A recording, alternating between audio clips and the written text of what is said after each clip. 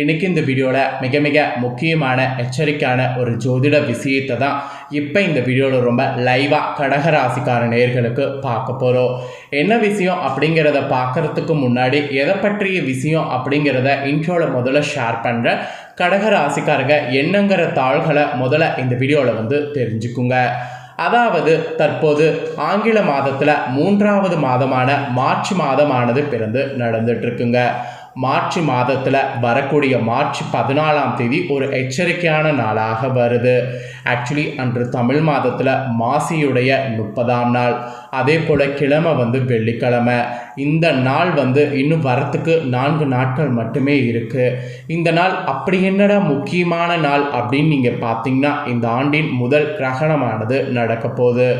நடக்கக்கூடிய முதல் கிரகணம் இரத்த நிறத்தில் நடக்க போகுது. ஆமாங்க, இந்த ஆண்டுடைய முதல் கிரகணமானது மார்ச் 14ஆம் தேதி அன்னைக்கு நடக்க போகுது. அன்னைக்கு நடக்கக்கூடிய கிரகணத்துடைய நிறம் இரத்த நிறத்தில் காட்சி அளிக்க போகுது. அதனால் நடக்கக்கூடிய கிரகணம் இரத்த கிரகணம் என்று சொல்லலாம். இந்த கிரகணம் நடக்கிறதுனால பாம்பு விடாமல் பழி வாங்க போகுது. ஏன்னா ராகு கேது தானே இந்த கிரகணத்துக்கே காரணம். அதனால் இந்த நிழல் கிரகங்களாக இருக்கக்கூடிய ராகு கேது சும்மா இருக்க மாட்டாங்க, எல்லாரையுமே ஆட்டி படைப்பாங்க. அதில் கடகராசிக்கு என்ன மாதிரி ஆட்டி படைக்க போகிறாங்க அப்படிங்கிறது தான் இந்த வீடியோவில் பார்க்க போகிறோம். ஸோ கடகராசிக்காரங்க எந்த நட்சத்திரத்தில் பிறந்திருந்தாலும் வீடியோவை ஸ்கிப் பண்ணாமல் பாருங்கள். உங்கள் ராசிக்கு என்ன மாதிரியான தாக்கம் ஏற்படும் அப்படிங்கிறத தெளிவாக இந்த வீடியோவில் தெரிஞ்சுக்குங்க. உங்களுக்கான தாக்கத்தை நீங்கள் தெரிஞ்சுக்கிறதுக்கு முன்னாடி இன்னொரு விஷயத்தையும் சொல்கிறேன். கிரகணம் நடக்கிறது இந்திய நேரப்படி எப்போ நடக்கும், எந்த நேரத்தில் நடக்குங்கிறத ஃபஸ்ட்டு தெரிஞ்சுக்குங்க. அது மட்டும் இல்லாமல் கிரகணம் நடக்கும்போது என்னெல்லாம் விஷயம் செய்யணுங்கிறதையும் தெரிஞ்சுக்குங்க. இதெல்லாம் தெரிஞ்சுக்கிட்டிங்கன்னா ரொம்ப யூஸ்ஃபுல்லாக இருக்கும். அதனால் இதையும் இந்த வீடியோவில் தெரிஞ்சுக்குங்க.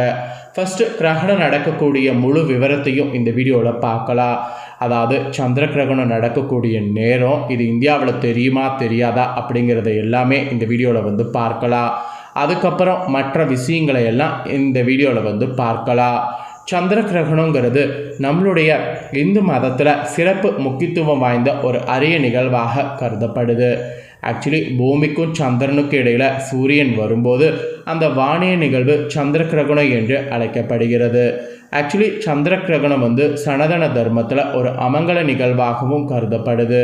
இந்த நேரத்தில் மங்களகரமான மற்றும் மங்களமான செயல்கள் எதுவுமே செய்யக்கூடாது என தடை செய்யப்படுது. இந்த ஆண்டின் சந்திர கிரகணமானது கரெக்டாக ஹோலி பண்டிகை அன்னைக்கு நிகழ்கிறது. 2025 முதல் சந்திர கிரகணம் வெள்ளிக்கிழமை ஹோலி பண்டிகை அன்னைக்கு நிகழ்கிறதுனால சூத காலமானது அதிகமாகவே இருக்குது. ஸோ கரெக்டாக மார்ச் 14ஆம் தேதி காலையில் 9:02 மணிக்கு தொடங்குது. 9:02னா 9:29 மணிக்கு தொடங்குது. பிற்பகல் 3:29 மணிக்கு முடிவடைகிறது. கிட்டத்தட்ட 6 மணி நேரத்துக்கு மேலே கிரகணமானது நடக்க போகுது. நடக்கக்கூடிய இந்த கிரகணம் இந்திய நேரப்படி பகல் நேரத்தில் இந்தியாவில் நடக்கிறதுனால இந்தியாவில் கிரகணத்தை காண முடியாது. ஆனால் ஹோலி பண்டிகை அன்னைக்கு நடக்கிறதுனால சூத காலம் மட்டும் இருக்குது, அதில் கவனமாக இருக்கணும். அதே சமயம் இந்த கிரகணத்தை மற்ற நாடுகளில் நாம் பார்க்க முடியும். குறிப்பாக அமெரிக்கா, மேற்கு ஐரோப்பா, மேற்கு ஆப்பிரிக்கா இந்த மாதிரியான பகுதிகளில் கிரகணத்தை தெளிவாக பார்க்க முடியும். ஏன்னா கிரகணம் நடக்கிறது அந்த சைட்லாம் பார்த்திங்கன்னு வச்சுக்கோங்களேன், நல்லா தெரிகிற மாதிரி இரவு நேரத்தில் தான் நடக்க போகுது. ஸோ கிரகணத்தை அந்த மாதிரியான இடங்களில் பார்க்க முடியும். ஸோ கிரகணம் நடக்கிறத பற்றி பார்த்துட்டோம். இப்போ கிரகணத்துடைய தாக்கம் கடகராசிக்கு எப்படி இருக்குங்கிறத பார்க்க போகிறோம். கடகராசிக்காரங்க புனர்பூசம் 4ஆம் பாதம், பூஷம், ஆயில்யம் இந்த நட்சத்திரத்தில் பிறந்தவங்களுக்கு நான் சொல்லக்கூடிய கணிப்பு கரெக்டாக இருக்கும். ஸோ கடகராசிக்காரங்க இந்த நட்சத்திரத்தில் பிறந்தவங்க உங்கள் ராசி நட்சத்திரத்துக்கு இந்த கிரகணத்தினால என்ன மாதிரியான பலன்கள் கிடைக்க போகுது அப்படிங்கிறத உங்கள் ராசிக்கு நட்சத்திரத்துக்கு தெளிவாக இந்த வீடியோவில் தெரிஞ்சு பலன் பெறுங்க. ஆக்சுவலி இந்த கிரகண தோஷம் பல்வேறு நன்மைகளை உங்களுக்கு உண்டாக்க போகுது. கடினமான பணிகள் எதுவாக இருந்தாலும் அதை செய்து முடிக்கிறதுக்கு துணிச்சலானது ஏற்படும். காரியத்தில் வெற்றி உண்டாகும். அதனால் மனதில் ஒரு வகையான சந்தோஷமானது உண்டாகும். இருக்கக்கூடிய இடத்தை விட்டு வெளியில் சென்று தங்க வேண்டிய சூழ்நிலை நேரிடும். ஸோ இந்த கிரகணமானது உங்களுக்கு ஏற்றத்தை தான் நிறைய கொடுக்க போகுது. அதனால் நல்லா என்ஜாய் பண்ணுங்க என்று சொல்லப்பட்டிருக்கு. அப்புறம் தொழில் வியாபாரம் செய்யக்கூடிய உங்கள் ராசிக்காரங்களுக்கு மிகவும் சிறப்பாக நடைபெறும். எல்லாத்துக்கும் மேலே பணவரவு எதிர்பார்த்தபடி இருக்கும். பணவரவை நல்லா என்ஜாய் பண்ணுங்கள். வியாபாரம் மற்றும் தொழிலை விரிவுபடுத்துவது பற்றி திட்டங்கள் செயல்படுத்தணும். அப்போ தான் நீங்கள் திட்டங்கள் இந்த டைம் செயல்படுத்துவது எந்த ஒரு தடையும் இல்லாமல் வெற்றியாகும். பயணங்கள் கூட நீங்கள் செய்கிறது சாதகமான பலனை தரும். ஸோ தாராளமாக தொழில் வியாபாரத்துக்காக பயணங்கள் நீங்கள் மேற்கொள்ளலாம். இது தொழில் வியாபாரம் செய்யக்கூடிய கடக ராசிக்காரங்களுக்கு சொல்லப்பட்டிருக்கு. அப்புறம் உத்தியோகத்தில் இருப்பவர்களுக்கு சொல்லப்பட்டிருக்கு.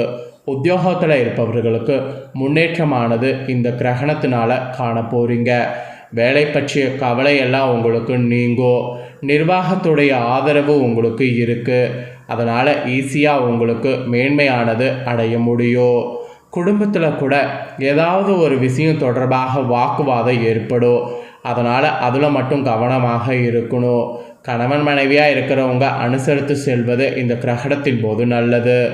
நண்பர்கள் உறவினர்களோடு மனஸ்தாபம் உண்டாகலாம். அதனால் எச்சரிக்கையாக இருக்கிறது நல்லது. பெண்களுக்கு கூட எந்த ஒரு காரியத்தையும் இந்த கிரகணத்தின் போது செய்து முடிக்க கூடுதல் நேரம் உழைக்க வேண்டியது இருக்குது. பணவரவு எதிர்பார்த்தபடி இருக்கும். வாக்குவாதங்களை தவிர்க்கிறது நல்லது. வாக்குவாதங்கள் பண்ணிங்கன்னா தான் கிரகணத்தில் அதிகமான பாதிப்பு குடும்பத்தில் உங்களுக்கு ஏற்படும். அதனால் வாக்குவாதத்தை தவிர்த்துக்குங்க.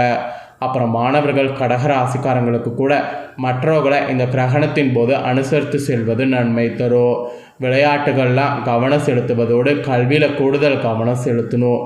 அப்போ தான் நன்மையானது உங்களுக்கு பெற முடியும். இல்லைனா நன்மையானது உங்களுக்கு கிடைக்காது. இது மாணவர்களுக்கு சொல்லப்பட்டிருக்கு. அப்புறம் கலைத்துறையில் சேர்ந்த கடக ராசிக்காரங்களுக்கு மிகவும் மகிழ்ச்சியாகவும் ஆர்வமாகவும் இந்த கிரகணத்தின் போது காணப்படுவீங்க. ஏன்னா வெற்றிகள் நிறைய கிடைக்கிற மாதிரி உங்களுக்கு சூழ்நிலை அமைஞ்சிருக்கு. தூரதேச பயணங்கள் மேற்கொள்வீங்க. அது உங்களுக்கு சக்ஸஸை கொடுக்கும்.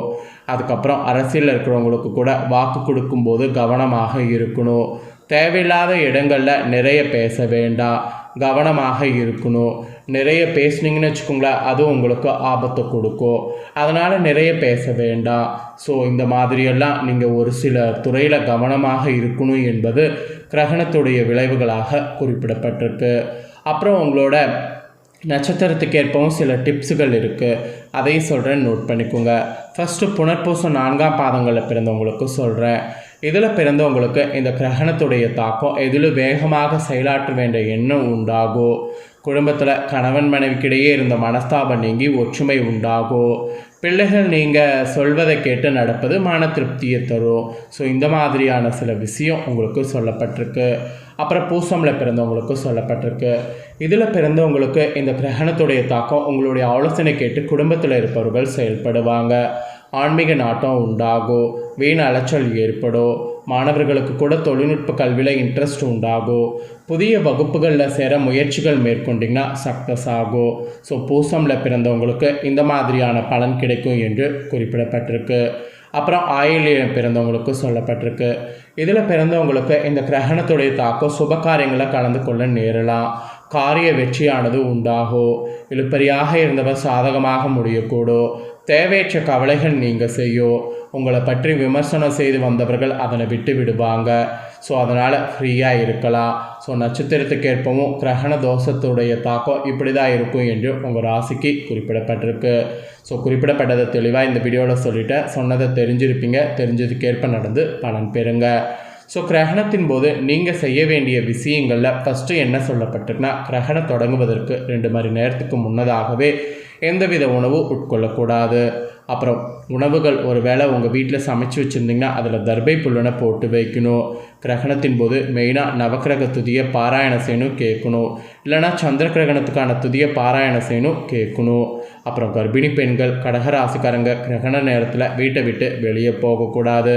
அப்படியே போகிற மாதிரி சூழ்நிலை வந்ததுன்னா கிரகணம் முடிந்ததுக்கு பின்னாடி போங்க. கிரகணத்தப்ப போகாதீங்க.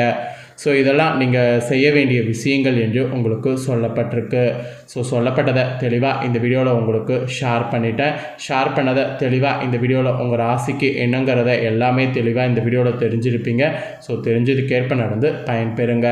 நீங்கள் இதை பார்த்து தெரிஞ்சு பயன்பெறுவது போல் உங்கள் ஃப்ரெண்ட்ஸ் ஃபேமிலியில் இருக்கிறவங்களும் இதை பார்த்து தெரிஞ்சு பயன்பெறணும்னு நினச்சிங்கன்னா வீடியோ லைக் பண்ணி ஷேர் பண்ணுங்கள். வீடியோ உங்கள் ஃப்ரெண்ட்ஸ் ஃபேமிலியில் இருக்கக்கூடிய கடகராசிக்காரங்களும் பார்க்கட்டும், அவங்களும் இதெல்லாம் தெரிஞ்சு இதை கேட்ப நடந்து பலனடையட்டும். நெக்ஸ்ட்டு நம்ம சேனலில் நிறைய வீடியோ போடப்படும், அது எல்லாத்தையுமே உடனுக்குடனே தெரிந்து கொள்ள மறக்காமல் நம்ம சேனலை ஃபஸ்ட் டைம் பார்க்குறவங்க சப்ஸ்கிரைப் பண்ணி பெல் பண்ண ப்ரெஸ் பண்ணுங்கள். அதை பண்ணிட்டீங்கன்னா நான் போகிற மற்ற வீடியோலாம் உடனுக்குடனே தெரிந்து கொள்ளலாம். ஸோ மறக்காமல் பண்ணுங்கள். நெக்ஸ்ட்டு இதே போல் சுவாரஸ்யமாக வேறு வீடியோவில் சந்திக்கிறேன். தேங்க்யூ.